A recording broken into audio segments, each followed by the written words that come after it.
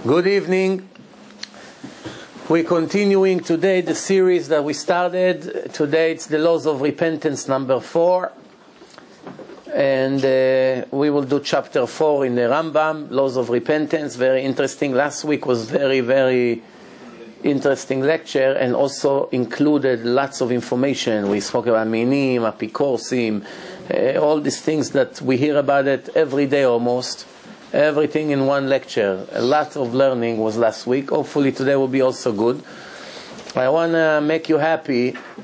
I ask people that if they can fast and read Tehillim for Zohar Mordechai ben Roni. No. For 2 days, yesterday and today, all day was on the operation. He had cancer on his spine, on the neck, going to the head, to the shoulders, and both surgeries were very successful, Baruch Hashem. Still need miracles to recover and all this, and he's going to be limited with his neck. But a month ago, the doctors in Israel said to his parents, don't schlep him around, don't take him to America. It's waste of time, waste of money. Let him die peacefully. He has 1 month to live, and taking him this, you're only going to make things worse. His chance to recover is not even 1%, 2%. No doctors in the world wanted to do the surgery. Only one in Italy agreed, and one here in Baltimore. Because it's a very complicated surgery. They remove the pipes, everything. Forget it. It's right on the spine. 1 drop of an inch you move, you make him paralyzed for the rest of his life. The doctors in Israel said, you want a boy that will lay 40 years in your bed, you're going to have to change diapers twice a day from him. What do you need this for? What's the chance to succeed? That's what they said, the doctors. And they already agree, the parents. They should let him die in a month, peacefully. And then his sister married to my best friend. My friend called me up, and I told him, are you normal? The doctors are Hashem, they're God, who are they? What do they know? 1% they know nothing even, not even 1% for medicine. Only Hashem knows. And we have to do everything. But then the army is a soldier, so the army didn't want to approve to pay for the surgery. It's more than $500,000. It's 2 days of surgery. In the end, we had a miracle. The army agreed to pay. Mamash, one miracle after the other, bli ayin hara.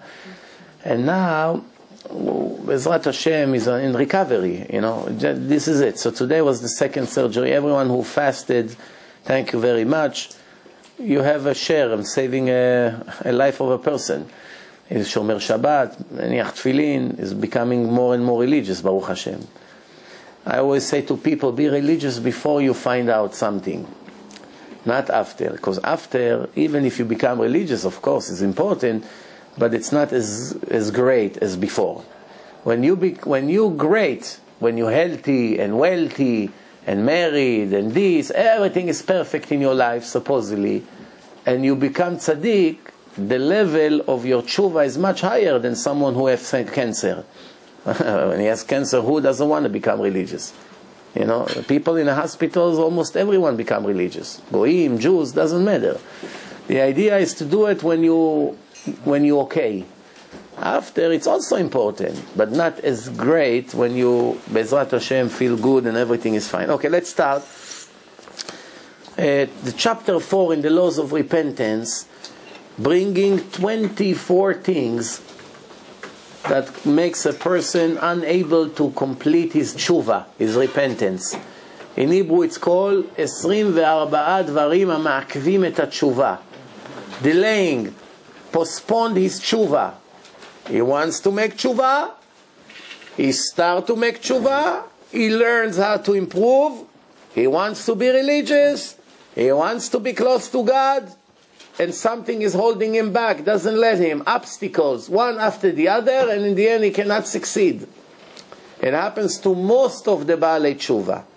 From every 100 people that comes to become religious, how many in the end make perfect tshuva? You can count on 1 or 2 hands. Most of them either become a little religious and then go back to their evil way, or they have on and off, or right away they give up. After a week or 2 or a month, they give up. The idea is not only not to give up, to grow constantly, because if you stand in the same place, it's like you're dead already. You're not growing. Not growing is considered dead. You have to grow all the time. There's no time left. There is a famous song in Judaism, it's called Kol ha'olam kulo gesher tzar me'od. The whole world is a very narrow bridge. It was written by Rabbi Nachman Mibreslev, I believe, 250 years ago. And, it became a very popular song. You sing it in Shabbat, in seminars. Why did Rabbi Nachman Mibreslev decide that he wants the song to be, the world is a very narrow bridge? Why didn't he write, it's a very narrow road, or path, or way? Why bridge? Tunnel, bridge. Why bridge? The answer is, on a road, you can pull over and sleep for an hour or 2. Nothing happens. Nobody push you, nobody hung. You rest. You can sleep again. All day you can sleep on the side of the road.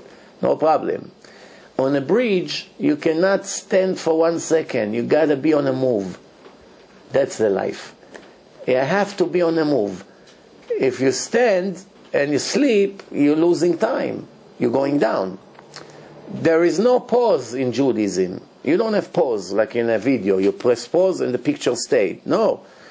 Pressing pause on your life means you dropped constantly. You're going down. Why? Because time is running out. If you make money now, you make 1,000, 2,000, 10,000, 20,000, 50,000, and then you stand and not doing anything anymore. What happened to you? Time is running out. You become 60, 70, 80. That's it. There's no more time to make money. Which means every day who passes, you actually lose. You lose what you were supposed to make, plus you're burning money constantly. So you lose from both sides. That's life. You lose what mitzvot you could have done. Today by sleeping you did nothing, sitting, watching television, watching sport, sitting in a sport, going to a basketball game, wasting an hour to get there, an hour to park, 3 hours in a stupid game, and another hour to find your car in a parking, to get out of the parking with the traffic, and then another hour ride. 7, 8 hours of your life, 2, 3 times a week. There are Jews with yarmulke on their head. That's what they do. No. We have to ask, can we call them religious to these people? That's the question. We have to ask. I'm not saying anything. You use your head. Do you think these people, when they come to the trial, Hashem will be very happy from all the stupid baseball games that they go every 2, 3 days? Or you will scream at them, you fool. Every stupid game cost you at least 500,000 or 500 million mitzvot. Think what you could have earned. Sitting there with all the guidos, smoking drugs, screaming, all these stupid baseball hats, screaming. For what? For a stupid piece of leather that they throw. Wow, crying, tears, hugging, cursing, beating up each other, stabbing each other. You know? It shows the level of the generation. People are crying and screaming or cheering for such nonsense. Life and death, nobody cries anymore. People got used to that. Casualty, terrorism, another bus went on fire. No. 2 minutes of depression, going back to his business. 2 minutes ago they told him a bus went on fire, 20 kids got burned alive. Bad. 5 minutes later, eats his pita, smoking a cigarette, continuing doing business on his computer like nothing happened. His team lost, 1 week depressed. What happened? The Yankee lost. Wow, the whole season is gone. Understand? For this, you have only one thing to say. Oy lanu miyom adin. Hamevin yavin. If you understand, fine. If not, better not to. Let's move on. So, the Rambam brings a list of 24 things that prevents the tshuva. First one, and the most popular one, and the most critical one, is a person who's machti et harabim, convincing the other Jews to make sins. Come with me to the bar, Come with me on Shabbat. Don't be so fanatic. Why are you so crazy? This restaurant is fine. You only eat fish. Don't worry. We'll ask salmon for you. So what? It's not glad kosher, but we're not eating meat. What do you mean? Just 5 minutes ago, they cook pork in this pot or in this oven. Just the drips of the pork is all over. Ma. Now they put the salmon there. Salmon with the pork sauce. What salmon? No, it's only chicken. You're not eating really stupidity. There's no other words. So he convinced him. Come, listen to this. It's good. It's great. Here, take some drugs. It will make you feel good. It's on me, brother. Don't worry. You don't have to worry about it. You understand? All these things. Come. I got a good movie from the library. Come, let's spend the night. Bring your brother, bring your friend, bring this, bring Moshe, bring this. It's called Machtia Rabim. And not modest woman dancing a wedding in front of all the guidos around her. That looks at her and drips are falling from their mouth like dogs. You understand? It's called Machtia Rabim. Destroying their life, and her life is even worse than them, because she has to pay for each one of them. Walking in the street, not modest. Every man looks at her all day. Multiply by 40 years, 50 years. Think about it. How many trillions of sins. That's called Machtia Rabim. DJ in parties, in weddings. DJ. Boys and girls dancing together. Writing books against Hashem, against religion, against the Torah. Writing articles in a newspaper. Even wants to become religious. Hashem says, I'm not interested in you. Get lost. That's what it is. Why? Because making yourself a wicked, it's not so difficult to correct compared to making others. I made myself wicked. Now I have to start changing. Keep Shabbos, put tefillin, eat kosher, do all kinds of mitzvot. Fine. But it's me and him. I clean my own cancer. But if I made cancer in 1 million different bodies, how will I clean each one of them? It's growing constantly. I only made him not Shomer Shabbos. 5 years later, he's a murderer already. He left yeshiva, he started driving on Shabbat, started going to the clubs, he met all kinds of gangsters, he became a drug dealer, he killed kids every day. It's all me. I only convinced him to come to the club once or twice. I made him taste from the forbidden fruit. That's it. Now I have to pay for all his sins, his children's sins, his grandchildren forever. How can I make tshuva? Make tshuva? You can't correct it? How? You tell me. How? Find all the people that you destroyed and tell them, I apologize, I destroyed your eternity, you have no share to the world to come because of me, but I apologize. Look, I became religious. I grew a beard. What do you mean? But you destroyed me and my children, but I grew a beard. What do you do then? You don't become Machtia Rabim.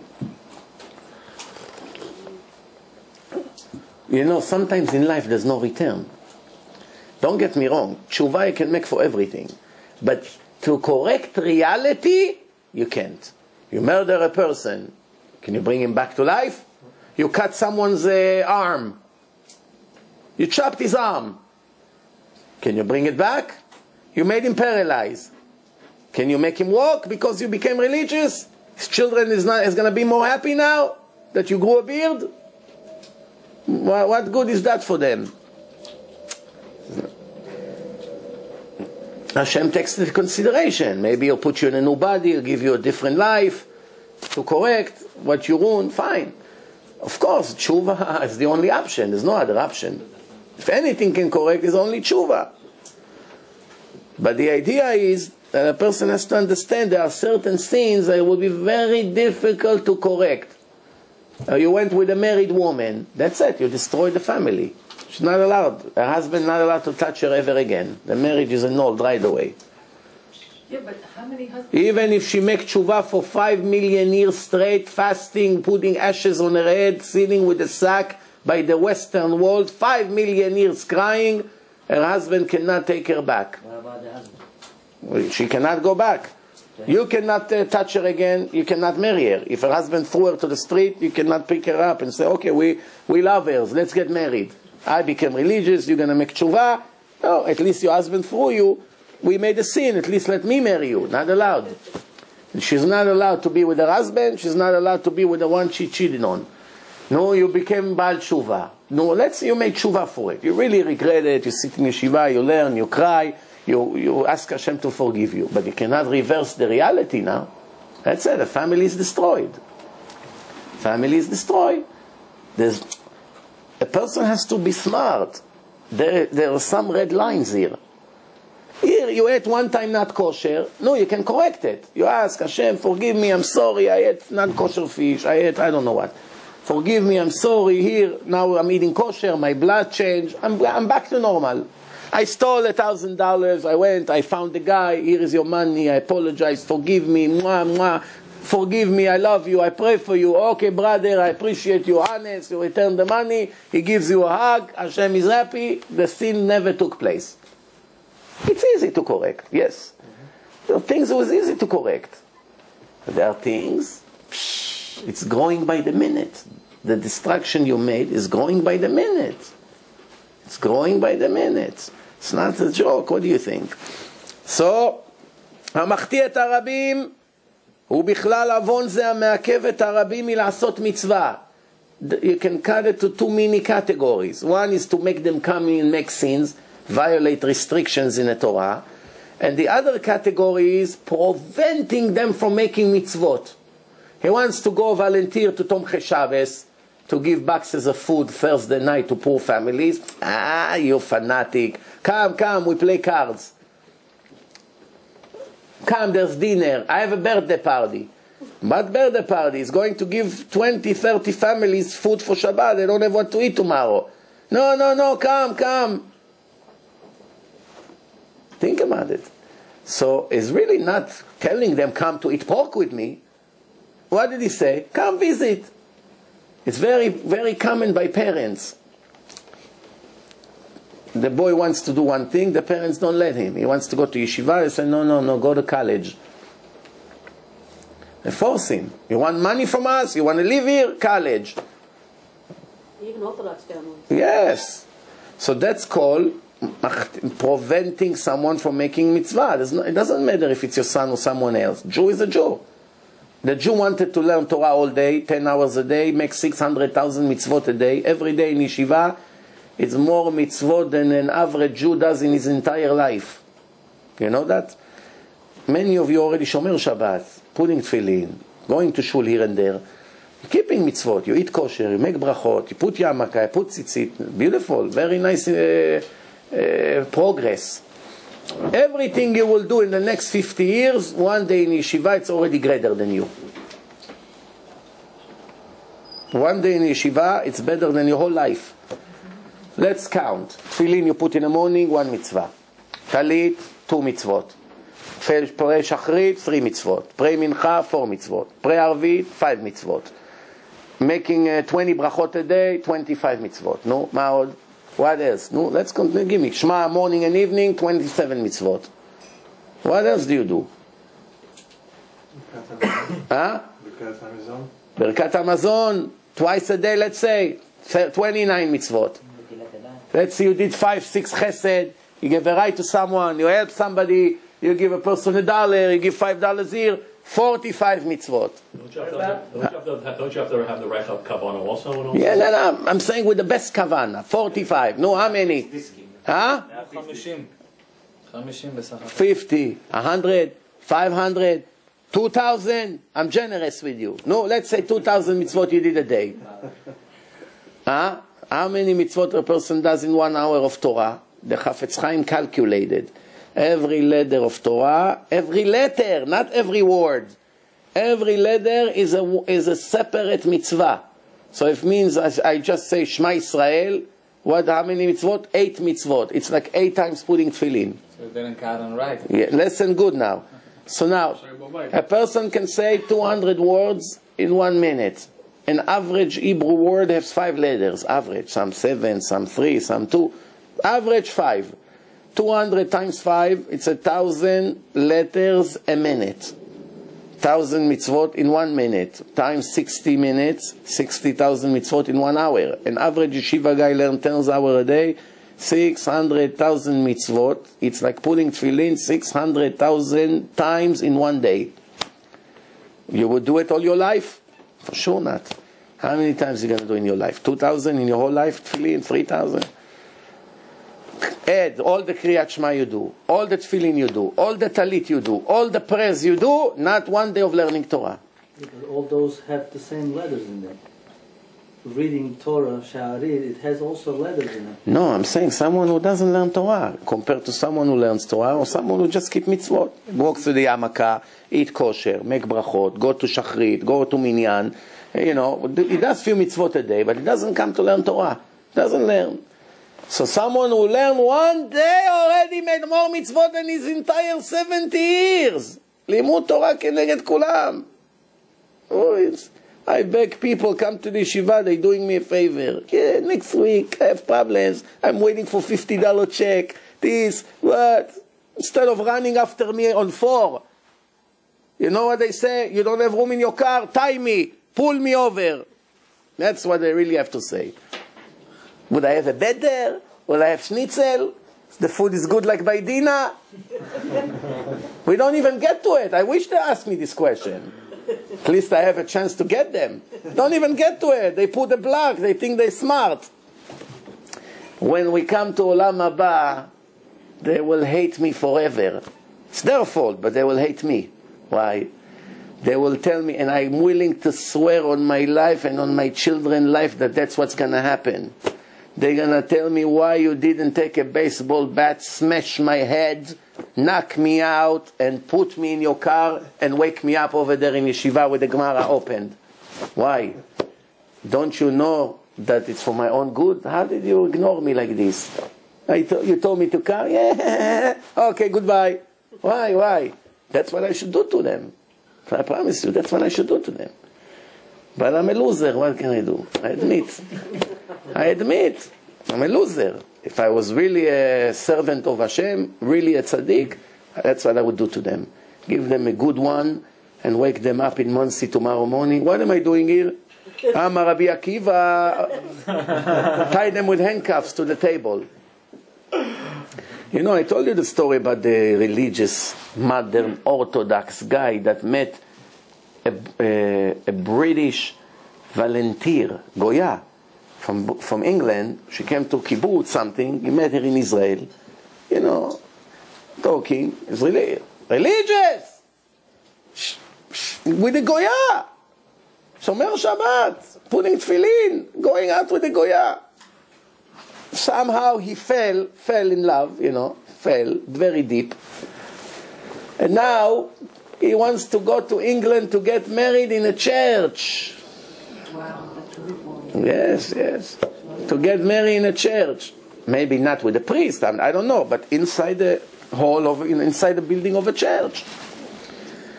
His friends are begging him for money. You're normal, you're crazy. How would you lose your eternity for this? You have your children will be goyim. What's wrong with you? Yeah, I know. It's all I know. I'm doing the wrong thing. I know. You don't have to tell me. You don't have to preach to me. But I can't help it. That's my heart. That's it. She took away my heart. I can't imagine living without her. How can I live without Christine? So, after everything they did, he started to get angry in his friends. All his friends are trying to convince him in Israel. Forget it, he already have an invitation printed. 500 people will come to his wedding with Christine in England, in London, in a church. True story that happened a few years ago. It's published in the book of Rav Zilberstein. Rav Zilberstein is very careful before he published. So what happened? Day before the flight, or the day of the flight is at night, so in the afternoon, they say, okay, listen, we are your friends. What can we do? You don't want to hear. Let's drink l'chaim. You know, we're not agreeing with what you do. But no, what can we do? We want to give you a gift before you go, a hug. We may never see you again. Maybe she will never let you come back to Israel. Who knows? Come. No. So he come over guys, I really appreciate that you took away the pressure for me. Very good, yeah. They say, come, we have a gift for you. We all split. We bought you a nice gift. He's excited. They take him to the room. The guy that is pushed him right there inside the room, close the door, they lock the door. Those are friends. Is this a joke? He screams, what? Don't fool with me. You have tefillin in the closet, you have towels, you have the bathroom over there, you have food for 3 days. We'll get you in 2 or 3 days. Bangs on the door, screaming. Of course, there's no phone. There's scream, help! Help! That's it. There's bars on the window. It's finished. Cannot come out of there. Bang his head, crying. He couldn't eat. Thinking now is my wedding. Everyone is waiting in London for me with their bow tie and cigar. Where is the guy? It's going crazy. That reminds me about another story, even better than this. You know, you heard of Rav Elbaz, Reuven Elbaz. To the best of my knowledge, is the pioneer, the first one who started the tshuva movement in Israel 30 years ago, 25 years ago. He started the term of running after secular Jews and making them religious. Opened Yeshivat Orach Chaim, started to bring guys, and he grew to many different yeshivot. So one time he went to marry one of his guys with a girl, Baal Tshuva and Baalat Tshuva, religious, and the guy doesn't show up to the wedding. 7:30, they have to sit in a room, taking care of the ketubah, witnesses. Where's the guy? Now this was way before there were cell phones. There were still rotary phones. Those days. Where is the guy? Everyone is worried. All the guys, people from his yeshiva, they're all in a place. The parents, the kala reading Tehillim, the guy doesn't show up. 8 o'clock, 8:15. The wedding was supposed to start already. No, didn't even take care of anything. They call his home, no answer, ringing. Imagine the embarrassment. One of his friends said, I know that sometimes he goes and stays by his grandmother. He gave me once the number, let me try to get it. But somehow they got the number. They call up the place. He picks up the phone. Hello? The rabbi said to him, are you joking or what? What's going on here? 8:30, where are you? Rabbi, I'm very sorry. I didn't know you were going to find me here. But I'm on my way to the airport now, and I have a flight to the United States. I'm not getting married tonight. Been thinking about it for a month. I didn't know how to tell her. I decided to run away. I'm not coming. The rabbi started to scream, you're normal, you're crazy. How can you do such a thing? Think about others. So, well, you forced me to marry her. I had doubts. She's not for me. I can't get married. Begged him, come, I promise you, everything will be fine. Come, at least come, let's talk. Anything. Poor rabbi, what an embarrassment. He hung up the phone on him. The rabbi doesn't know what to do. 8:30, what to do?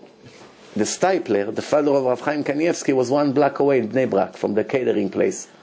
Ran to his house. Ran, mamash, with his feet. Ran 1 block away in Bnei Brak. He walked into the house. Rabbi, don't ask what the tragedy. He tells him the story. The rabbi is thinking.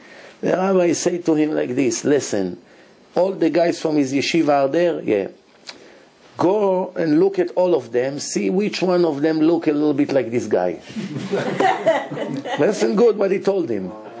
And come to him and tell him in my name that if he will agree to marry her tonight, I guarantee him, I put my word on the line here, that he will have the best marriage and the best children better than anybody else that get married. He will only see blessing in his life, I guarantee it. I put all my mitzvot if it's necessary for him not to keep her like this embarrassed.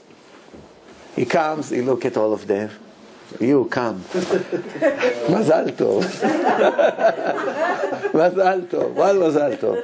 Mazal tov, you're getting married. Your parents are here? No. Call them quickly to come. No, it's not a joke. It happened in reality, the story. Call your parents. What, Rabbi? This is a joke. What is the candy camera? The word of the Stipler is good enough for you. Stipler was the Mashiach of that generation. They had the Baba Sali by the Sfaradim, the Stipler by the Ashkenazim. It's Ruach HaKodesh he had. Holy vision on him all the time. In the war, in Yom Kippur War, they brought him a list of like 30-something soldiers who were fighting in Egypt in a very, very bitter battle. Rabbi, bless the soldiers, bless the soldiers. So he told them, okay, he started to bless the soldiers. 7 of them he crossed out. He made lines of them. I said, why, Rabbi, why you made lines? He said, they're already in Olam Haba. They died already. Later, 2-3 hours later, when the fight finished, they found out that by the time of the blessing, they were already dead. And he's in Bnei Brak, and they all are over in Sinai, in Egypt. This is a holy person, the Stipler. So, you know, just for you to know who was this Stipler, when he was in Russia, they drafted him to the Russian army. Couldn't escape. That's it. Russia, Jew, non-Jew, that's it. He got to the army. So some people were sick. They got some papers from the doctors. They dismissed them. But he had to go. So after the first week he's in the army, they want him to be Mechalel Shabbat. He said to them, I'm sorry, I'm a Jew. I can't be Mechalel Shabbat. So the commander said, you have to put your Judaism for a few years on hold. Over here everyone does what I said. I'm the God here. So he told him, I'm very sorry, but you're going to have to kill me, but I'm not going to do anything against the Torah. He said to him, believe me, you're going to see very fast that your life will be worse than to die if you're not going to listen to me. Over here everyone is equal. And in Russia, communist Russia, in those days, 80 years ago, there's no religion there, bichlal. Not even Christianity, they're not allowed religion. Bichlal, it's against the law. Communism is anti-God. So the Stipler said to him, no matter what, I respect your word, but I respect God more than you. And you're not going to change my mind. All the laws of the army, as long as it doesn't contradict God's word, I will keep. You tell me against the Torah, let's say, if I have to die, I die, that's it. Very simple, like this. He wasn't even 20 years old. So the guy told him, you know what, I'll make a deal with you. I will let you keep Shabbat in one condition. See all the soldiers? You're going to put your head down, and each one of them with his gun, rifle, will hit you on the head. If you agree that every one of them will hit you on the head, you'll keep Shabbat. This is almost 99% death penalty. To get the gun, a gun, you know how heavy it is, boom, to get, it's like a hammer almost. He told him, absolutely, no, right away. He put his head down, I don't know how many soldiers were there, 15, 20, 10, 5, whatever. They all came by and, take this, all these anti-God people, and a Jew like this, for them is like a cream cake. They took the guns, boom, they hit him on the head. There was all drops of blood from all over coming. And later, when he was older, he wrote that the happiest moment of his life was that 5 minutes. That he felt magnet to Hashem. That, like Rabbi Akiva, before his died, the Romans were scratching his blood with metals and all bloods are dripping. He felt, finally I did something 100% pure for the sake of heaven. Not for me, I like it, comfortable, this, it's great. Together, Shabbat, we eat steaks, chulen, we come to a lecture, eating schnitzel, Coca-Cola, this, that, beautiful air. Why not, 100%. I give, Hashem, I give all of me for you. And in the Holocaust, there was one woman that the Nazis killed her kid in front of her, and he was laying on the street. So she came, she was hugging him and crying, and one of the rabbis that was passing by, he heard her saying, this is what she said. She said, Hashem, up to now, I loved too. I loved you and I loved him equally. Finally, now I can love you only. That's what she was saying. The level of the people. I read the stories, I get goosebumps all over my body. First, I'm very impressed. And then I get very depressed. Tell you the truth. Why? When I see in 2 generations how we drop down in our level, it's mamash killing. It could be my grandmother, this woman. It could be your grandmother. The Holocaust is 67 years ago. 70 years ago. She said, Hashem, up to now I love to. Now I can do, you should love your Hashem with all your heart and all your soul and all your... Now I can finally do it. And one rich guy came to Rabbi Ashri. Rabbi Ashri, Baruch Hashem, one good thing I did in my life, when my first son was born, they told me that he's a big tzaddik. He was the rabbi of the ghetto. All the questions, he had a book of the questions that people ask him, I think in Auschwitz or the other camp, I'm not sure which one of the worst camps. You know how to make Chanukiah from a potato, making holes, trying to get candles, you know, there's questions. So one of the questions was, one rich guy that hid money in a forest underground, they chose people who going to die this week. They had a list, and his son was in a list, and he could bribe the Nazi commander by giving him a few thousand Germans, franc, whatever they have over there, that to let his son go out. But he knew that if they take his son out, they're going to put another Jew instead. They go by numbers, how many to send. They come to ask him, am I allowed to save my son knowing another Jew go instead of him? Understand? People ask him question if they're allowed to eat from the dead bodies, because there's nothing to eat. Every hour somebody falls and dies from starvation. So their bodies all over. Bodies are frozen. Very difficult to cut pieces to eat. So they were asking him, are we allowed to eat or we should die? That's the questions he had. And he made a bracha on my son's brit, Rav Ashri. You should see how he walked in Lower East Side in Manhattan, never ever picked up his head from the floor. You'd stand 1 foot in front of him, he would hit you. He would not pick up his head to see by mistake a woman or somebody over there. This is it. This is, in my own eyes I saw this. How this cane was working like this, 90 years old man, his head is down.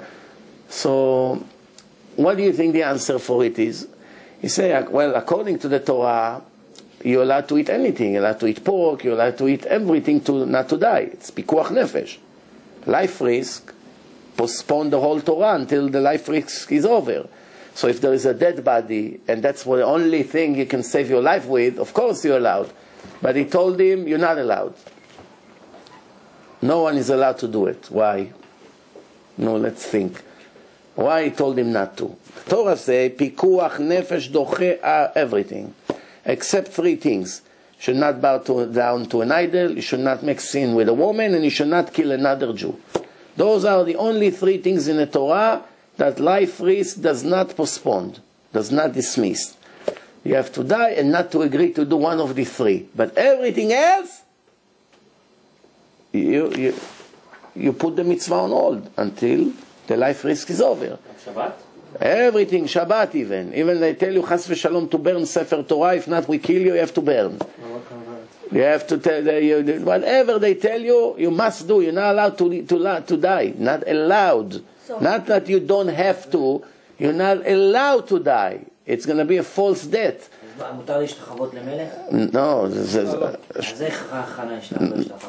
No, they didn't, because you're not allowed to bow down to an idol, to a person, to anyone. So what's the answer is? The answer is, he told him no one should do it. He made a psak, better to die than to do it. Why? Because he knew that if he will allow it, there are people who are between life and death. You know, it takes few hours to die. You don't die right away. You die slowly. Another drop of the soul left, and another drop, and another drop. You don't die right away. If you got a gun to your head, 2 seconds, you're dead. Heart attack, 10-20 seconds, you're dead. But there are some kind of death, like starvation, you die slowly.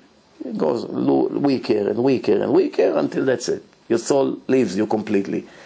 That moment, you're still alive. You look dead, still alive. You may have pulse, you still even breathe quietly, but you're still alive. If they revive you right now, they give you some food, injection, something, and they bring you back to life, because you're not 100% dead. So they're going to come and rush their death.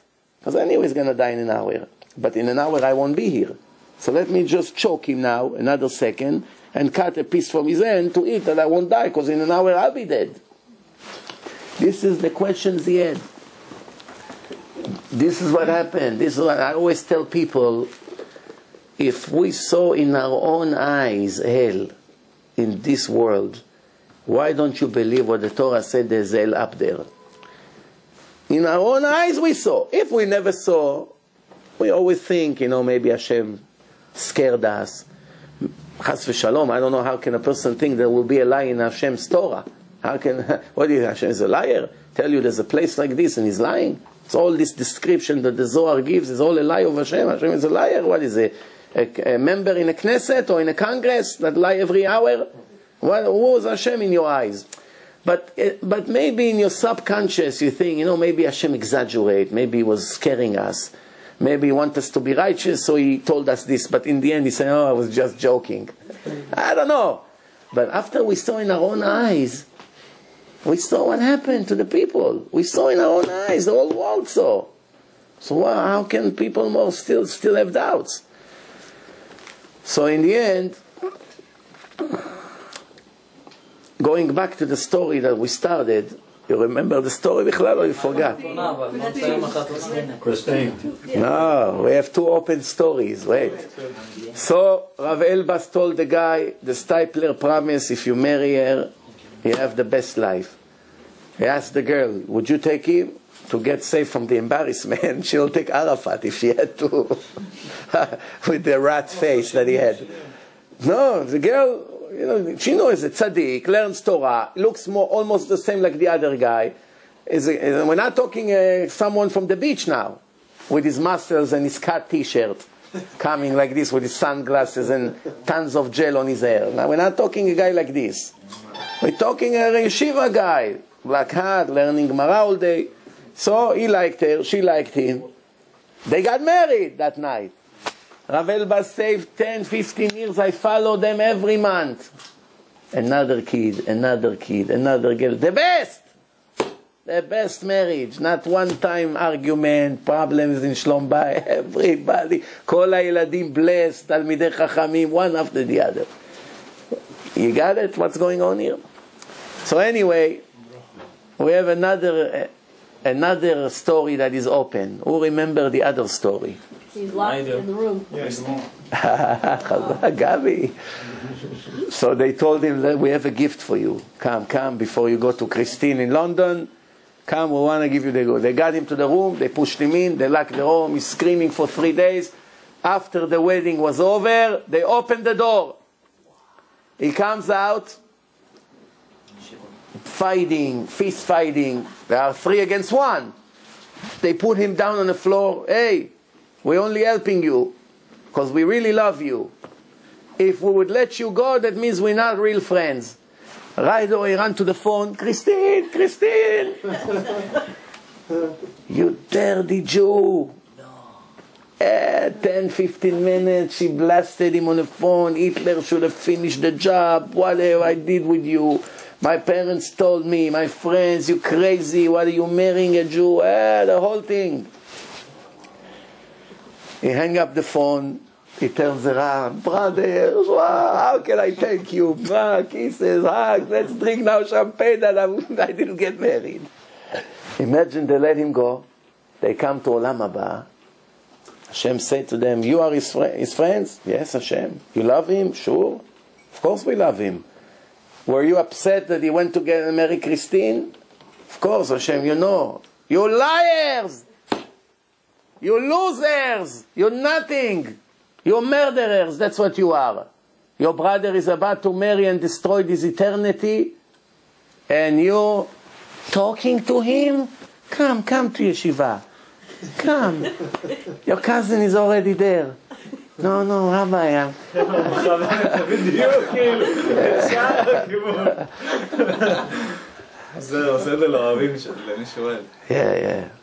I just hope it's going to help. Amevin Yavin, we say in Hebrew. How do you say in English, Amevin Yavin? Shalevet, you? He who understands. Nah, Doesn't sound good. In Hebrew it sounds good. Some things you cannot translate. How do you say chesed in English? Kindness. No, kindness is not the right word. Being kind is being nice. Kindness. And there's no word for chesed. There's another thing, midah keneged midah. Measure for measure. It's not there's some terms that you just don't have in English. Sometimes I ask my wife, my wife is American, I ask her words from the Torah or from the Gemara in English, and she said to me, there's no words for it in English. There's just no words for that. Why? It wasn't in their idea, bichlal. The people who sat and invented English, they never thought that there will be somebody who needs this word, bichlal. They don't have it in their life. There's no words for it. Why? It's not a part of their tradition. All right, let's move on. So, someone who make other people make sins, someone who prevent them making mitzvot, and someone who sees people are making sins and doesn't stop them, all more or less fall in the same category. Remember, we are talking about the 24 things who prevent a Jew from making tshuva. We are talking someone who wants to make tshuva. Someone who doesn't want to make tshuva, of course he won't make tshuva. What's the... Someone who really wants, 100%. And in the end he failed.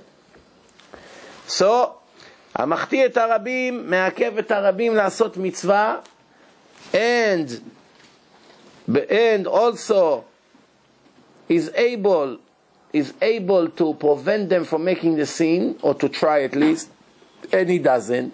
Someone who turns his friend from the good way into the bad way. Come, I have a great idol. Everyone who bow down to this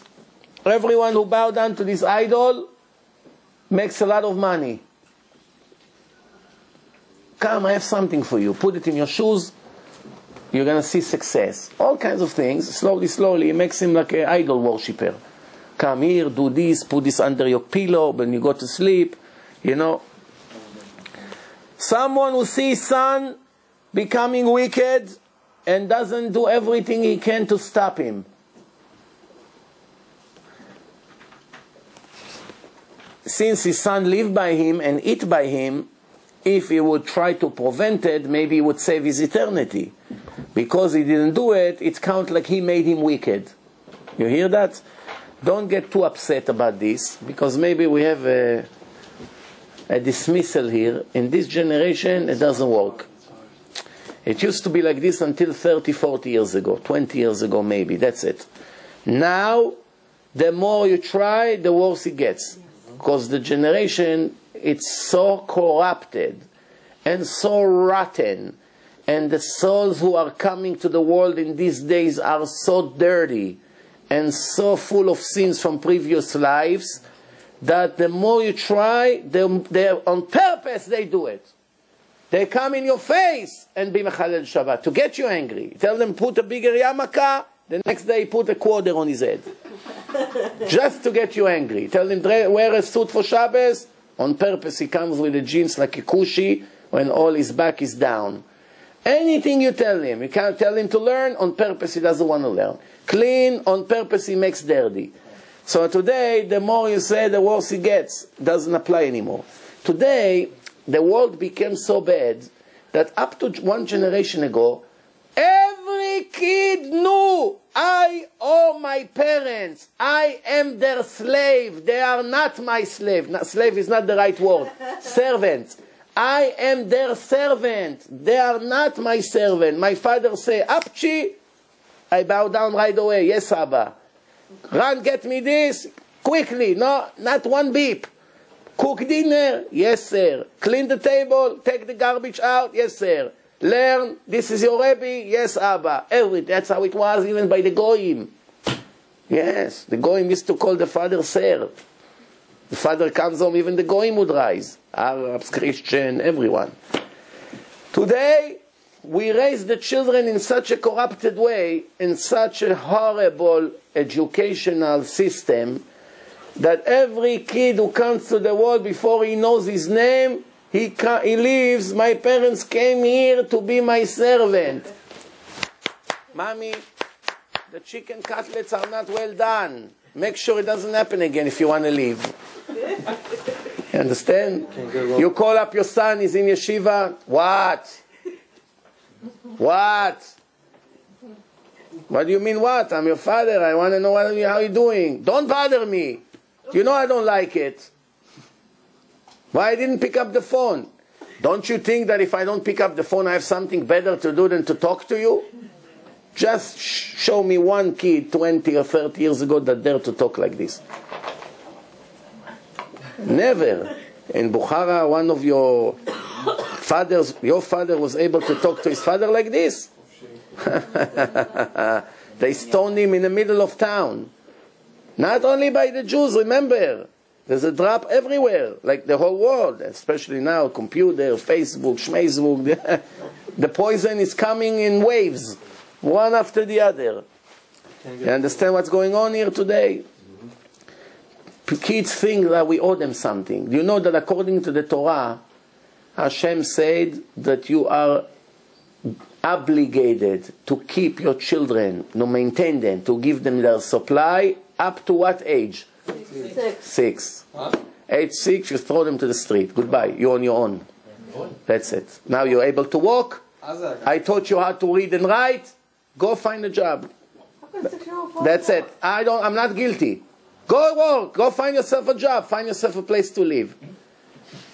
The good news is that 6 years old of 2,000 years ago was about 13 today. Same level. Yeah, of course.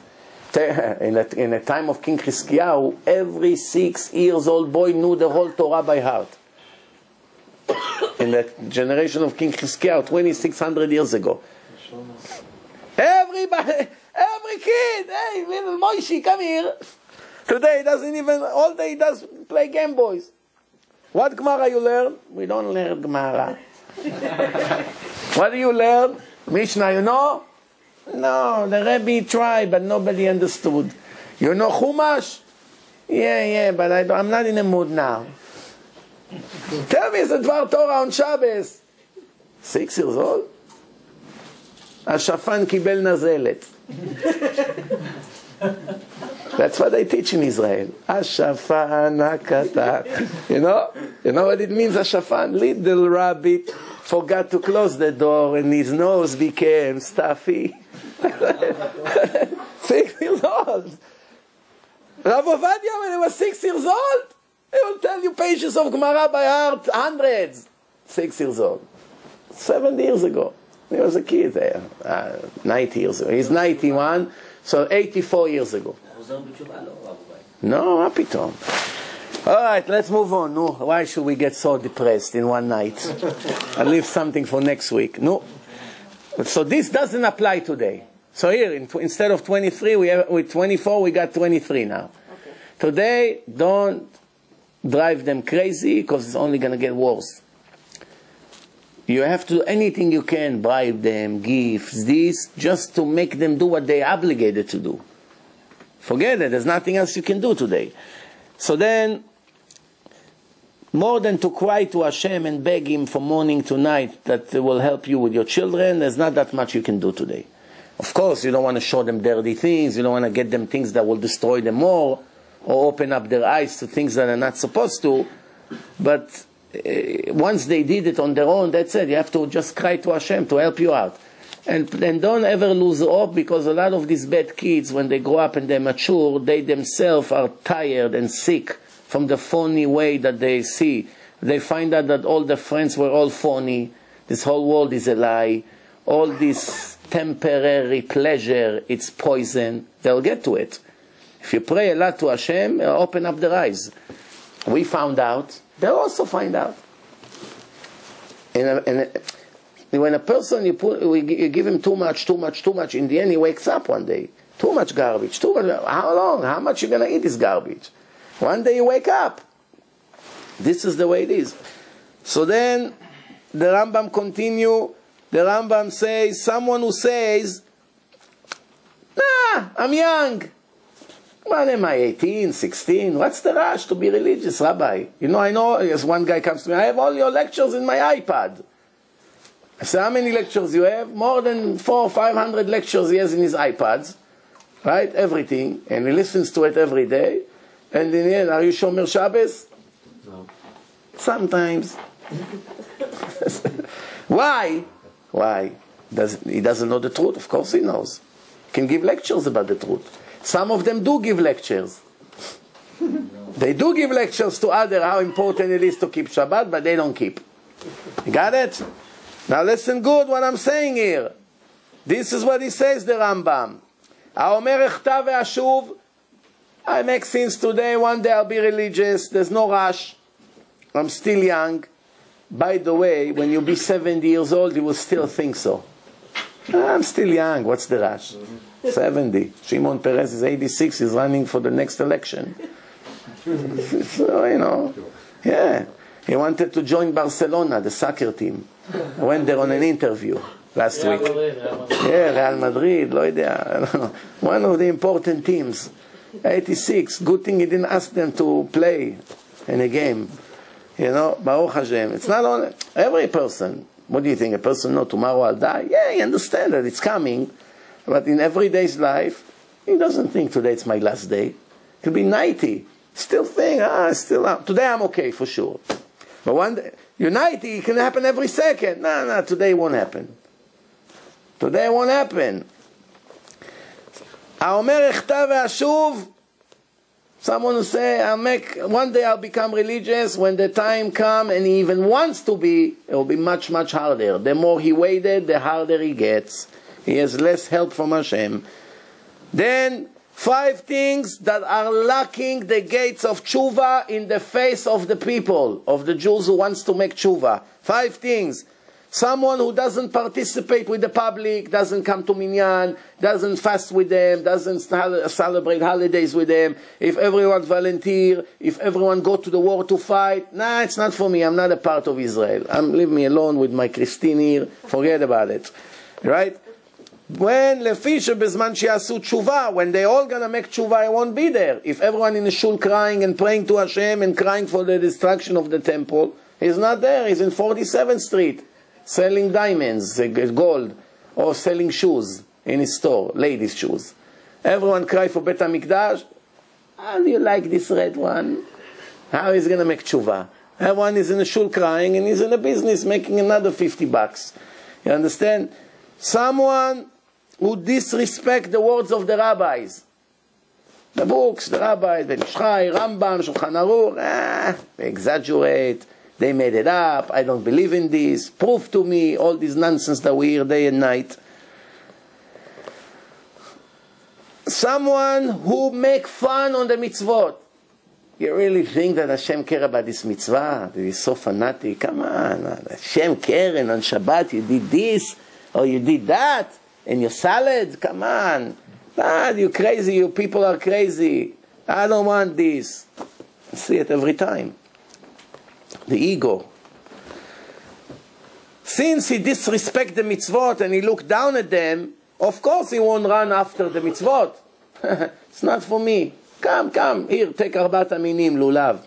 Rabbi, I'm the president of Citibank. You want me to hold Lulav? Imagine one photographer will take a picture of me, will be put me all over, no? That's how he thinks. Someone who is arrogant to his rabbis. My Rebbe is senile. It's not what he used to be. He's crazy. He's angry. He's not fair. He thinks he's his friend from school. Hey Rebbe, let's have a coffee together. Comes to him like this on his back. How are you, Rav?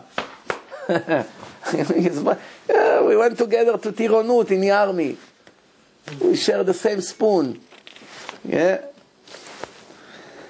Someone like this wants to make tshuva. Hashem say, no help. I don't help you. Someone who hates musar, ethics. People tell you this is what needs to be done. You have to work on your prayers. You have to work on your emunah. You have to improve your dress.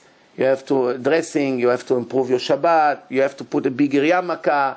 Why you wear a jeans with holes like a goy, like a homeless in the street? It's not the way of the children of God to dress like this. Why you imitate all the nonsense that you watch on a dirty television? He gets angry. Oh, don't tell me. Enough, I can't hear this anymore. Somebody like this can never make tshuva, because everything you tell him, he resists. Don't tell me what to wear. Don't talk about my yarmulke. Why yarmulke called yarmulke? In Hebrew it's kippah. Kippah. What's yarmulke? In what language is this? Yiddish. It's also in Hebrew. Yarmulke? Yeah. It's not really yarmulke. It's Yare Malka. Yare Malka? Yare Malka. It became yarmulke. You know, the accent. Yare Malka. Fear from the king. That's what it is. Fear from the king. The bigger it is, it's a rule. And it's always true. Always. This is one of the rules that you see in your eyes that it's true. The bigger it is, the more Yirat Shamayim a person has. The smaller it gets, that means he cut another 10% of the mitzvot. Next year, smaller, another 20%.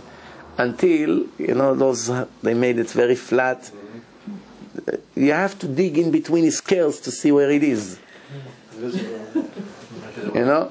Where is it? כמעט כל בן אדם לא אוהב מוסר. אף אחד כמעט לא אוהב שאומרים לו מוסר. No, why? A person that has low ego, is humble, it doesn't bother him to get musar. It makes him upset that he's not doing the right thing. He's never angry at the person. Thank you for telling me, I appreciate it. You see in a shul, some people, they don't know how to put their tefillin. The tefillin fall on their forehead, or it moves to the side, and you come and tell him like this, you just tell him, you signal to him, you know, move it, or pick it up, or it's not in the right direction here, it's going out, it has to be towards the heart. Some people say, oh, I appreciate it, thank you, they smile, thank you for telling me. Some people look at you like they want to kill you. Yeah. Right away you see, this is a tzaddik, this is a rasha. Right away! You don't need to see anything else. Show me 1 second, the way he reacts, I tell you, tzaddik, rasha. I don't care what else he does, for sure rasha. Somebody wants to help you, what does he gain by that? For telling you move the tefillin to the right place. He cares for your olam haba. He wants you to do the mitzvah properly. You do the whole thing and in the end you get nothing? He's not egoistic. He's trying to make you keep more mitzvot. Instead of kissing his hand, you get angry at him. You know? שהתוכחה גורמת לתשובה. What makes people religious? Hearing hard words. I used to have a guy, Ronnie Brick, his name was, from Fairland, New Jersey. I haven't seen him for years. Maybe he's in Israel already. An Ashkenazi, look and behave 100% Sfaradi. But Ashkenazi, Brick. I used to give lectures in a restaurant in Fairlawn once a week.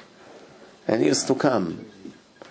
By the end of every lecture, he used to jump at me, like waiting for the lecture to be finished, that he can run to me, and always tell me the same thing.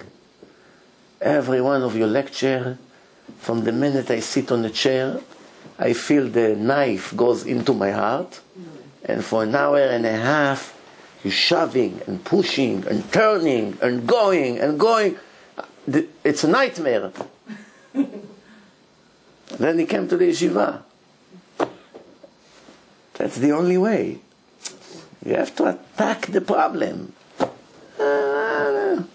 Everything will be fine, Rabbi. The tenant doesn't pay rent for 6 months. He sit and wait for the miracles to happen. Even Moshe Rabbeinu, in a time of a war, they had to move. Moshe started to scream to Hashem, Hashem, save us. What did Hashem? Got angry at him. What are you praying now? Do something! מה תצעק אליי? Now you decided to pray in the middle of the war? This guy comes with a sword to chop his head off. שיר למעלות. Take up your sword and chop his head before he gets to you. And then say, thank you Hashem for the menace.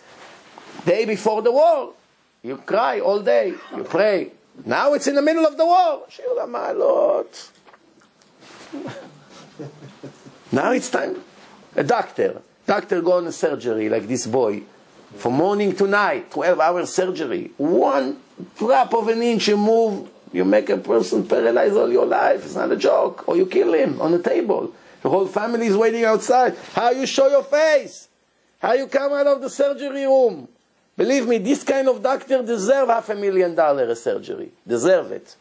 I wouldn't do it for $50 million a surgery. For the one time that I killed a patient on the surgery table, what price can make it up? You have to come out. His mother, his father are sitting there. I moved a little bit. I moved a little bit, and I'm sorry, I messed up. You know, imagine you have to show your face, no? So, a doctor like this, you pray before. Help me, help me. You pray in the morning in Shachrit, you cry to Hashem, I have a very complicated surgery, I need your help. Help me, help me, help me. In the time of the surgery, doctor, what are you doing? Doctor, there's bleeding. Do something. What kind of doctor is this? Even Hashem cannot stand there full like this. Time to pray, time to do. What is this? Time to learn Torah. You came out of the yeshiva. Time to practice what you learn. You learn modesty. No, now your wife wants to get dressed for the wedding. $5,000 a week. Run quickly, get the scissor, cut 3/4 of it. Why are you letting your wife go with the wig all the way to here? All right. When the 21st, well, you think Hashem expect me to be modest like Sarah? Hashem understand. Look at the dirty world. How do you know? How do you know? The Torah says, Ani Hashem lo shaniti. I never changed. My requirements are always the same from every generation. Every generation. Today we're not allowed to steal. Moshe Rabbeinu was not allowed to steal. Same thing. Same punishment today. Everything the same. Nothing changed in the Torah. So, it says like this. It says like this. 5 things that someone who does it, אי אפשר לו שישוב בתשובה גמורה. He can make tshuva, but not a complete tshuva, not complete repentance. Why? Because these are sins between a man to man. Between men to Hashem, but between you and somebody else, first, where are you going to find him? Second, I gave examples before, maybe it's too late.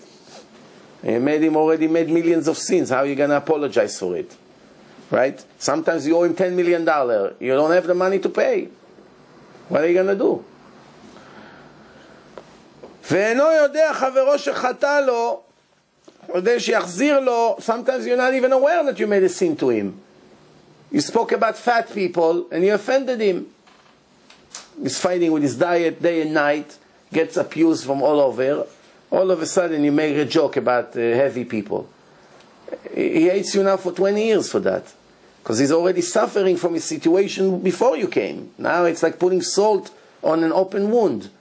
Just tell your wife that she gained weight. See what happened with your marriage from that moment on. Darling, you know the dress is too tight. Forget about it. That's it. Next 20 years, nothing will ever be the same. To build your relationship took years. To ruin it, one stupid comment.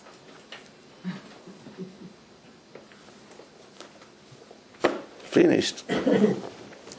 To build the Empire State Building, 30 years. In the old days. Today they have better equipment. To knock it down, the twins, 5 minutes. It's over. So, you know, the Lashon Hara I made a lecture here. Email from God. It was an amazing lecture. It wasn't my idea. It's one brilliant Rav that wrote it out. Forgot his name, but it's a great idea, and the idea is very clear. That's how it works. So one person asked, I think the Chafetz Chaim, Rabbi, how do you make tshuva for Lashon Hara? So he told him, you have a pillow? In the old days, all pillows had feathers. Only the rich people have feathers in their pillows. The rest is polyester, sponge, whatever they have. In the old days was all goose feathers, good feathers, soft, nice cushion. So go up to the building, open the pillow, and throw all the feathers to fly. and then go and pick them up one by one and get them back into the pillow. That's how it is to make tshuva for Lashon Hara. Wow, he flies here, he got to Manhattan, went to the Bronx. One of the feather is already in Yerushalayim, right by the Western Wall. Go find it over there. Flies with the wind. Where are you going to find them? Where are all the feathers? Where are they? You know, in China, you know, they eat monkeys. Japanese and Chinese and Thailand, they take the monkeys, they tie them to the tree with ropes. They tie them, they cannot move. They grab them from the neck, they take a sharp razor, they cut the scalp, they pull it out. Now the brain comes out. You see the brain from the top. While he's alive, they sit with a spoon, some kind of a spoon, and they eat it. The brain, that's how they do. The primitive Japanese and the primitive Chinese, that's what they do in the East. It's a well-known thing. I don't know if you heard about it. It's a well-known thing. Why alive? Alive, I don't know. That's their fun. They say it's delicious, the brain of the monkey. Sounds delicious. So how they count, how they catch the monkeys, though? They have to go to Africa to catch those monkeys. You know? So how do they do it? They found out that this kind of monkeys that they like love Persian rice with spices. One of the Persian rice could be Bukharian rice, I don't know. One of the spicy rices, rice with some spices in it, I don't know which kind exactly, they saw that like whenever they cook it, the monkeys come and they eat a lot. They go, they break into the house. They're crazy about this rice. So they found a great way how to hunt them. They took a clear plastic box with holes from all 4 directions. They made holes. And they put the rice inside. It looks that you can take. So the monkey puts his hand in a hole. But the hole is very flat. So only when your hand is open, you can push it in. You cannot push a fist. Only a flat. So the monkey puts his hands and he pick up the rice. And now he has the rice in his hand. And he tried to take his hand out. And it doesn't come out of the hole. And then the hunters come. As soon as they see that he puts his hand in, they come right away. You know, and they, with a net or something, they throw at him. And they catch him. What an amazing thing. We are much worse than these monkeys. You're probably thinking, what idiots, these monkeys. Leave the rice, take your hands out and save your life. He dies because of the stupid desire for one bite of food. And we are just like this or worse. This is a monkey, what do you expect from him? He doesn't have neshama, doesn't have a soul, doesn't have a free choice. We are dying. How many sex sicknesses are in the world? Hundreds. Almost every time a person makes a sin with a woman, there's a very high chance that his life will never be the same. How many not welcome pregnancy? How many abortions? How many cancer? How much cancer? How much breast cancer? How much wound cancer? How much brain cancer? Such reaction, retaliation by Hashem one after the other, and nobody learns anything. Cholesterol, eating, everyone's like a pig. Nothing is changing. They bring the dessert in a wedding, 500 people are wished, swept to the side, like a windshield wiper, all the water to the side. What happened? The wedding is over? No, they brought cream cakes. Everyone with his beard and hats, sombreros, Rosh Hashiva, Rosh this. Watermelon, ice cream. I wrote $200 check, Rabbi. Grab as much as you can. Somebody sent me an email yesterday. I was thinking to myself, this is a guy that has thousands of books in his home. He sends me an email, they open up a place, $20, eat as much as you can. I was dying to write to him, you have nothing else to do in your life. Send an important email, something with a message. There's a place opened up, $20, and they show you the bar, pictures. Eat as much as you can. That's what people have in mind. Eat as much. They wait all week for that day. Can eat as much as you can. The more you stuff your stomach, the faster you die. You know it. You always have to eat the Rambam say, one of the next lectures after we finish this series is I will talk about health according to the Torah. One of the things the Rambam say, one way to die quickly, to ruin your life and get all the sicknesses you can think of, is to choke the stomach. You always have to eat 2/3 and leave 1/3 empty. Never get stuffed, never. You know the size of your stomach. Instead of eating and being so stuffed that you're dizzy, almost falling asleep already, like in Shabbos, for instance, make sure you stop before you're full. Let the stomach, why? Because the stomach is a muscle. It shrinks and it expands and shrinks. If you put so much, that's what they do to the goose. You know, in Israel, they sell goose liver. Very, very cruel thing. Very cruel. They have pipes. They put it in a beak, inside the beak of the bird. Tons of dirt, skins, all kinds of fat. They stuff them, they force them to swallow. Expands their liver until they die. They're horrible. Instead of a size of a, I don't know, size of a goose, let's say it should be like an orange, let's say the biggest. They make it the size of a melon or a watermelon, I don't know what. It go. It's tons of money. If one time one person sent me a little clip, 5 minutes clip, how they all like sardines in cages, and they come one to the other and they force them to eat until some of them died from the food. They choke from the food. And we are doing it to ourselves with a free choice, desires. Rabbi, even the religious establishments people The people who raise goose usually are not religious people, you know, but it's called tzar ba'alei chaim. A religious person not allowed to torture animal in any way. Not allowed to torture animals. One other thing, we're almost done. So it says, so if a person has sins between other people, it's very difficult to correct.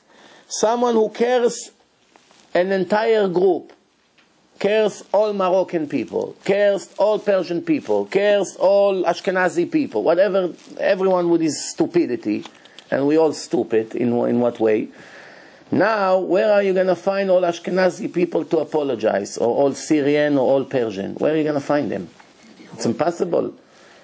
Jokes, when I say a joke, I always say goy, because a goy is not as severe, even though it's not recommended to say jokes about anyone.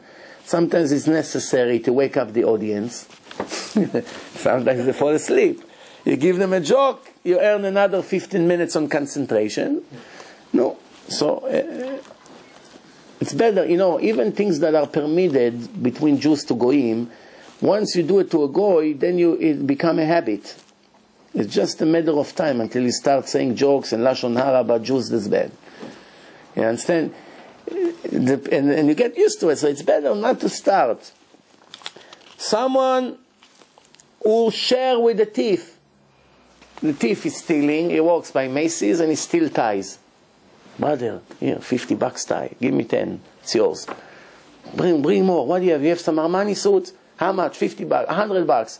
He buys it from him. If the guy is a Jew that steals, every time you buy from him, you encourage him to steal more.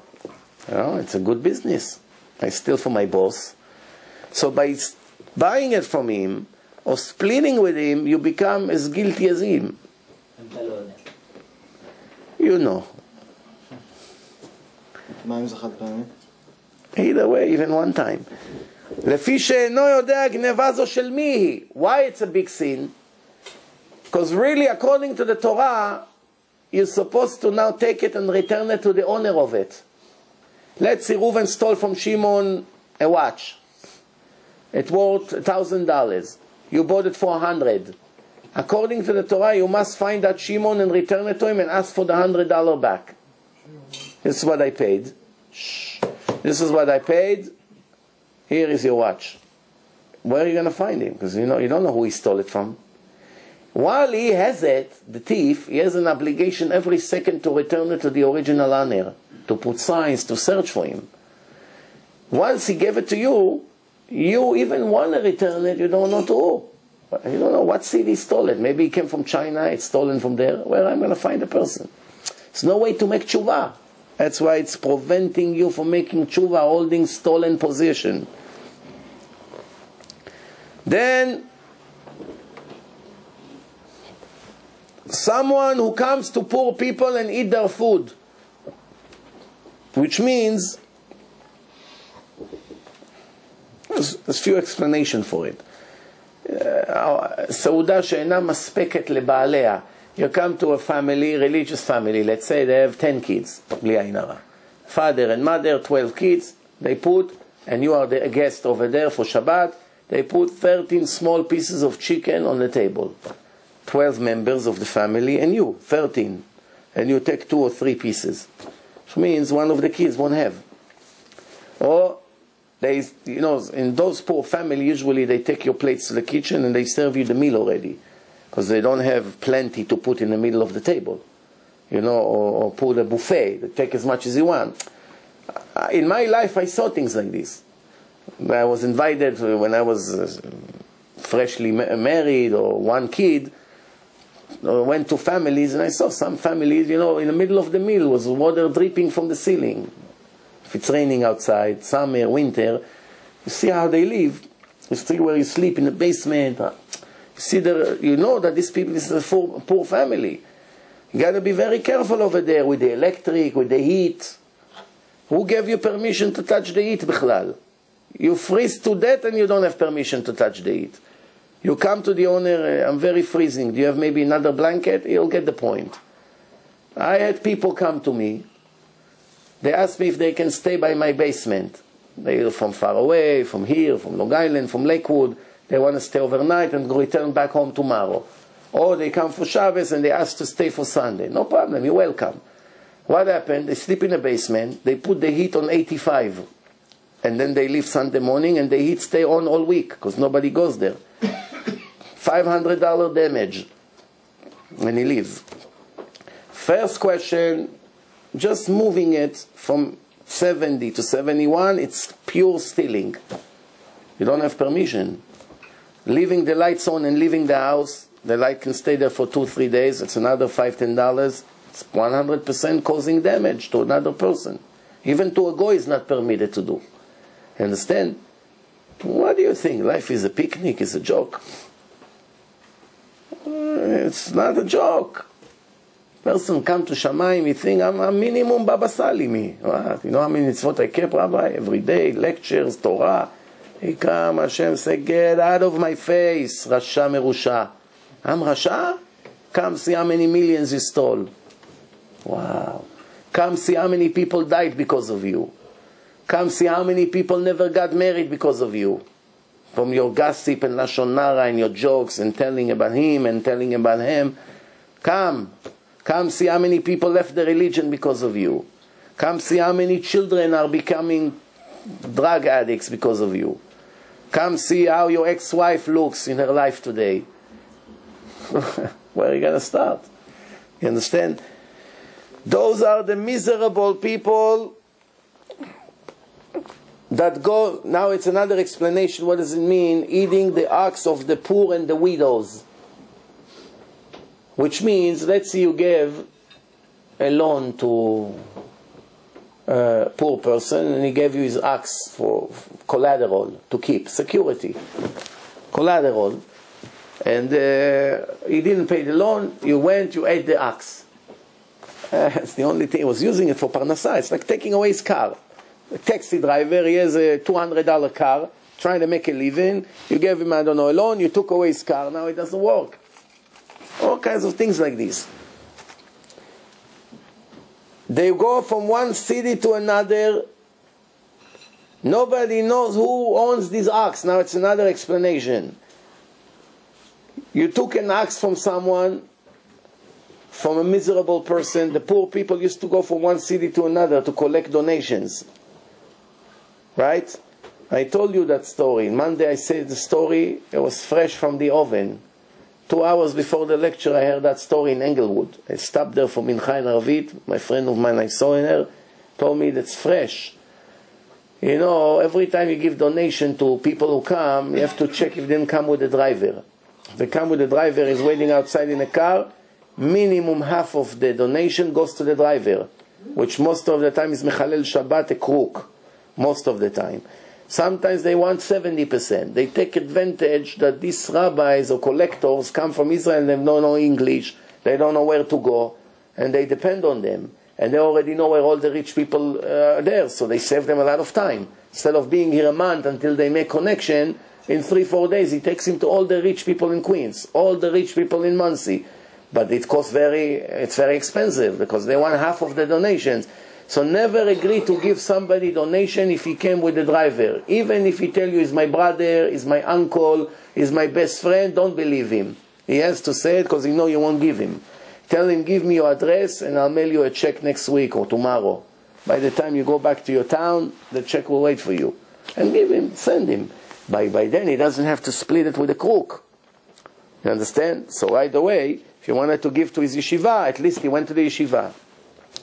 Another rule, don't ever give tzedakah to someone you don't know. Just give him $1 or a quarter and finish. The minimum you can give. Don't be impressed by how long is his beard, how big is his hat, what kind of kilt he's wearing. Doesn't matter. It's all today all the crooks put the same customs. All of them. I know a guy for 20 years, he comes to Vishnitz in Muncie, Sunday, Monday, Tuesday, every day, Good Shabbos, Good Shabbos, Good Shabbos. For the whole week. 60 years old, 65 years old. Good Shabbos, Good Shabbos. Well, today it's Tuesday. A goy. A faker with a black hat. Tzitziot outside. Good Shabbos, Good Shabbos. He think Good Shabbos is be blessed or please help me with tzedakah. Why? The first day he came, the crook, was on Friday. And he heard people in the shul say Good Shabbos, Good Shabbos. You know, people who collect. There's a lot of collectors. So when they give them $1, whatever, they say to you, thank you, Good Shabbos. So he learned, he thought it's a good word, Good Shabbos. Since I remember him, every time he say Good Shabbos. Why Good Shabbos? But nobody tells him. Why nobody tells him? That everybody will know to recognize a faker.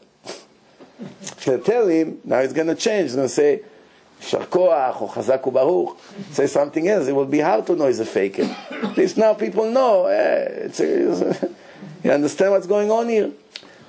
So two guys, two collectors, they start at 30% to take from the rabbis. Then 50%. Then 70%. Then they say, this is the greed. Well, what are we giving the rabbis anything for? The rabbi come to collect for his yeshiva. Why are we giving him money? Let's collect everything for ourselves. So they say, but what cause we have? We have to make up a cause. Say, don't worry. One of them is single. He say, I'm going to say that I'm married and I have a kid that she's deaf. She can't hear. And I need a surgery. I need $50,000 for her. So, you know, he comes, make a fake letter, supposedly signature, to help him to collect.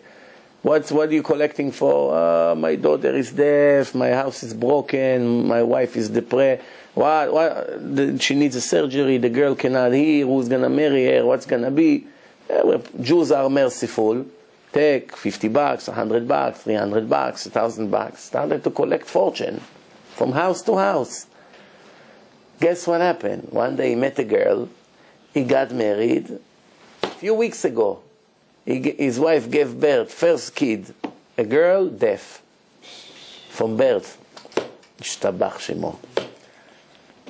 He got what he deserved for everyone. Leman yiru v'yirau. What's the chance to have a deaf girl? Every how many millions delivery, one of them come deaf. Cannot say it's coincidence. What he lied, that's what came to him. You come and say, I'm sick, that's why I didn't come. One day you'll be sick. You come and say, help me, I'm poor. And you're not. For sure you'll die poor. And nothing would left by you. What you collect today, you pay with interest back. What do you think? This is what Rambam speaks about. Then, someone who received bribe, judge, witness, like all the politicians. Why so many people die? You know what? They had cure for cancer a long time ago already. They will never let you make. You know how much money they make from all the medicine? For heart attacks, for cholesterol. Trillions of dollars a month the companies make.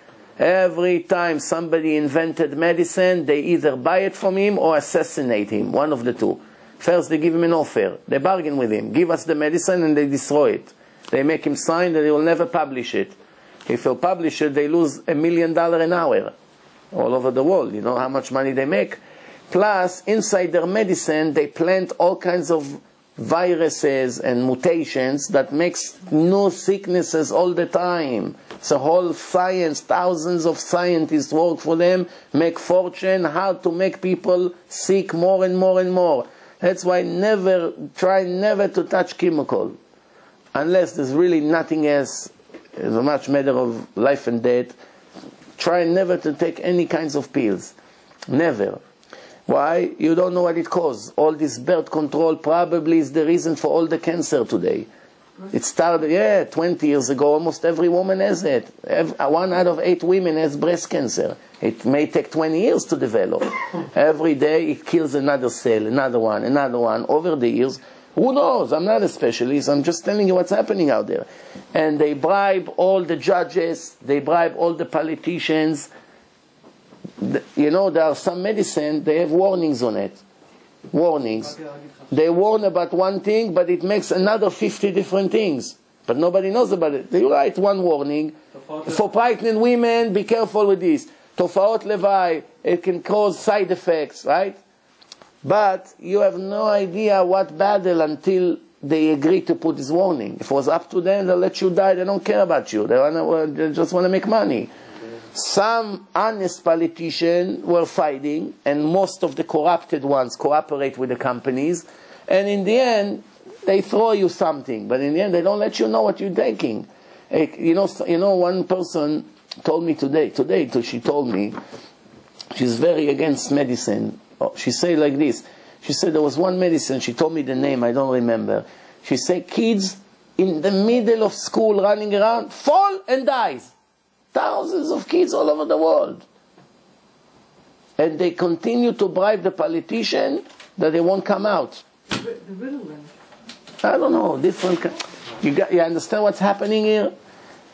So this is called receiving bribe. No, one time you want to become religious, it's impossible for you to do it. Why? You're receiving bribe. To twist the judgment, because you don't know the chain reaction that you caused, that you're unable to correct it. How many kids died because you're a judge or a politician and you receive bribe? You're the assemblyman or something. They bribe you to do something. Then you agree. You took your $1 million under the table and you left. And now you want to be religious and you're not able to be religious. You're trying, and you keep falling. Why? Another kid died because of your bribe, and another person died, and another person got a heart attack. Where are you going to find all the people who are paying the price of the bribe you received? Where? How are you going to correct it? There are 5 things that a person does it, it's very difficult to stop. It becomes a habit, addiction. What are the 5 things? Why? People think, big deal. I can live with these 5 things. It's no big deal. What is it? He thinks in his head, the Rambam said, that it's no big deal. It's not a sin. What are they? Someone that eats, like I say, I gave an example before of a poor family that doesn't have. Say, they invited me. I ate 2 pieces. What's the problem? I asked for more. Whatever. What's the sin? I didn't steal. I asked. Of course they'll give you, they're embarrassed. It's like taking the cell phone. Can I use your phone? In front of 50 people. Can I use, what is he going to say to me? No? Even if it's going to be $1 a minute, he will agree. If he will say, no, I can't, it costs me money, everybody will say, what a stingy guy. He has to give me. That's stealing. That's still 100% stealing. He's embarrassed. I mean, I'm putting him on the spot in front of people. Can I use your car? Can I borrow your car? If it was alone, say, I prefer not. But in front of 100 people, he's embarrassed to say no. Or someone who used the security of the poor person. So I didn't steal from him. He put the hammer by me. I lent him $10. What can you give me collateral? Here is a special hammer. So I hang my picture with his hammer. I say, what did I do to his hammer? It stayed the same. I'm giving it back tomorrow when he give me the money. But you have no permission to use it. It's no permission. You think, well, I'm not using his ink. is not wasted. I'm returning the same thing. I use this shovel for the snow. I still give him the shovel. I use this book. What did I do? I'm giving him back the book. It's not half a book. I'm giving him the same book. This is called stealing. Someone who look at the ladies. This was written 900 years ago. When the biggest prostitute looked like a rebbitzin. Are you kidding? Yes. Don't ever think that we is talking about generation like us, that every woman is naked on the street. Even the religious women, all tight, open, closing it right here on their chest, the button that everybody pays attention to them. Religious woman, cover her hair from head to toe, and she has on her chest, I love New York. 2 million psychos on the street. Everyone who goes automatically looks. Why? Because the nature of a person, when you see writing, automatically he aims on it. That's it is. Or belt. Now it's a new style by the religious fakers, women. Belt. That everyone will see her waist, that she's not overweight or something. Like a model. 50 years old mother, grandmother, put a belt. Big, you know these big belts? Or shoes with heels like this. Tons of lipstick and colors like a clown. A $5,000 wig with curls. And she walks like this, worse than the Goyish model on Paris. And she thinks, I'm a rebbitzin. She'd see her husband with his black head, come from a very good yeshiva, walks next to her on the way to the wedding, and they dreaming, him and her, that they are righteous. He's sitting on a board deciding which kid to get into the yeshiva or not. I tell you something. Here, Hashem is my witness. I wanted to put my girl in yeshiva in Monsey. I'm not that brave. I should say their name, that everybody will know, but who knows where I'm going to be tomorrow after I say their names. And they saw my wife cover the hair completely. They told her, where are your shadel? Where is your wig? Are you kidding? So my wife said, I don't put wigs. It's wig, peah. We are Sfaradim, we're not allowed to touch a wig. They say to my wife, we cannot accept you here. Are you kidding? Yes. Why? Because you're not wearing a wig. No, Ashkenazi school. We're not accepting you here. That's what's going on here. One of the things the Zohar warned, that before Mashiach comes, some of the rabbis will be Sitra Achra. There will be a representative of the Satan. Some of them. You see? Some of them dance in a mixed dancing. Right? No, we were sitting with our back, they say. Oh, you're not allowed to step there. No. Don't be fanatic. You know, you have to be close to the community. Oh, they make up all kinds of excuses. You understand? Yes, they didn't want to. When she came to me, I thought she's joking. I said, I still don't understand. She said, well, you don't understand English? They told me, cannot accept women that don't put wigs. It's so unbelievable. Yes. Pardon, don't put wigs on that. Yes. So where'd you put your daughter to? In a better place, Baruch Hashem. That's amazing. Yeah. Then, it's very hard to believe. I know. I'm not blaming you for not believing me. I don't believe myself what I said now. Some of the things, you can never digest. How can it be? You cannot digest such a thing. Anyway, so now let's finish here. Mamash, we're almost done. Another minute. Someone will look at the ladies and say, "En bekach klum." What did I do? I'm never there to touch. I don't cheat. I'll never touch a woman. I never touch her finger even until I get married to her. But to look at her beauty, what's the big deal? I enjoy from Hashem creation. Rabbi, what do you say? I'm 40 years old. You don't want me to look? I didn't get married. Let me enjoy the look at least. מעלה על דעתו שאין בכך כלום. He said, what's the big deal? Did I touch her? Did I have relation with her? But he doesn't know that watching the ladies is a horrible sin. And this is the foundation of all the sex crimes. From there it starts. It's the beginning of the sin already. Before you touched her, just enjoying from her beauty, it counts already ניאוף. שנאמר, ולא תטורו אחרי לבבכם ואחרי עיניכם. Don't follow your eyes and your hearts. Someone who his friend had a bad things and is happy. He'd say, wow, he doesn't know I'm happy. I didn't embarrass him. That's his friend got caught cheating on a test or something. Or he got kicked out of the class. Or someone embarrassed him in a shul and he's sitting and smiling on the side. Ah, he deserves it. Good. Great. And somebody comes to him and says, you're not embarrassed? He says, well, why? I told him something. He doesn't know I'm happy. Well, I didn't make any sin. That's one of the things, that it's become an addiction. And everywhere he goes, he see people suffer, he enjoy. Somebody lost money. Ah, Baruch Hashem, I'm not the only one. That's how he thinks. Right? Someone who suspects kosher people. Ah, don't believe that rabbi. He doesn't come for the lecture. He comes for the money. Don't believe him. He doesn't care about kashrut. Give him money, he'll give you kashrut. Don't believe this guy. You believe he's Shomer Shabbat, forget about it. All kinds of talking like this. And the person is kosher in the end. Big problem for the person who said it. And gossip, lashon hara,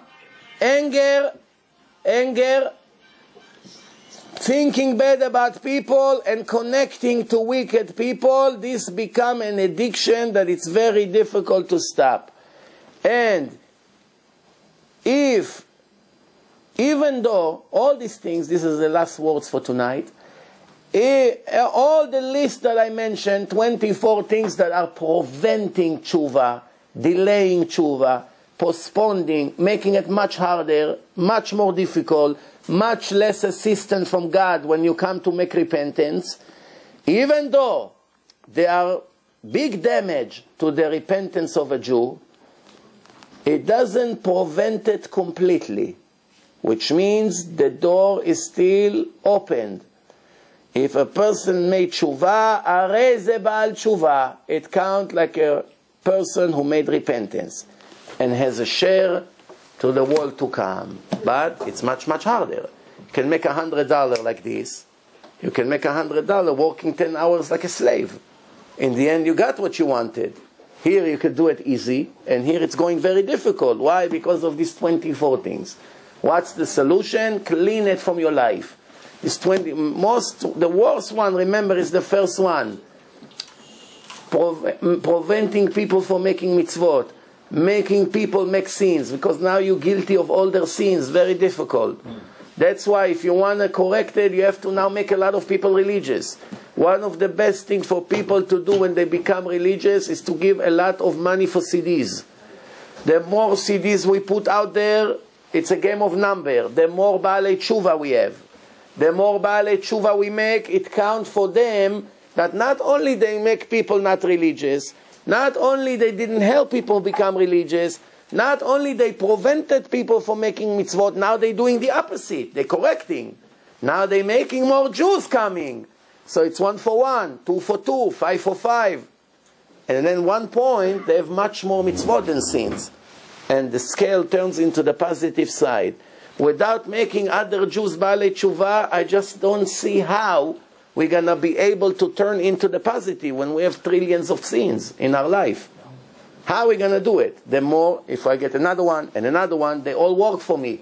Like multi-level marketing. We'll see you next Wednesday. Thank you very much.